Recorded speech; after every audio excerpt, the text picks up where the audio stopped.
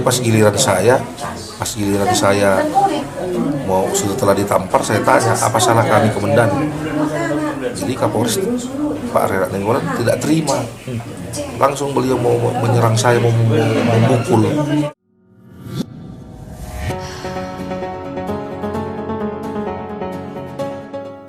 Kapolres Dairi AKBP Reinhard Habonara Nainggolan gebuki 2 anggota Satintel Kapolres Dairi hingga opname, yakni Bribka David Sitompul dan Bribka Hendrik Simatupang.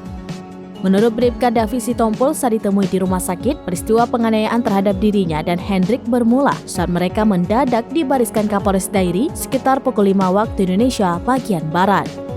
Setelah memanggil Aibda Beni Marbun, Kapolres Dairi mulai menampari anggotanya itu, lalu tamparan berlanjut ke anggota lainnya. Saat tiba giliran Bribka David Sitompul ditampar, ia pun menanyakan kenapa dirinya ikut dipukul. David bertanya apa kesalahannya hingga ikut ditampar. Selanjutnya David kemudian dibawa ke ruang propam.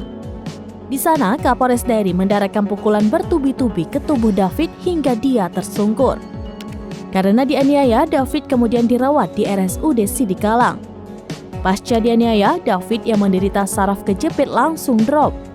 Dirinya pun sangat menyayangkan aksi yang dilakukan oleh pimpinannya tersebut. Pasalnya selama 17 tahun David bertugas di Polres Dairi, baru kali ini ia dihajar saat bertanya apa salahnya kepada pimpinannya. Kapolres Dairi AKBP Reinhard Habonara Nainggolan ketika dikonfirmasi memilih bungkam.